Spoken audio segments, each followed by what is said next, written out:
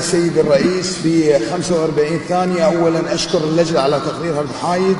ثانيا ما ذكره ممثل هذا البرلمان المحتل الغاصب يمثل أخطر أنواع الإرهاب، وهو إرهاب الدولة.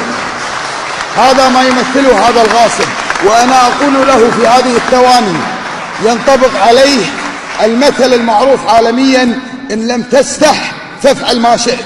عليك أن تحمل حقائبك وتخرج من هذه القاعة بعد أن رأيت ردة الفعل من كل البرلمانات الشريفة بالعالم.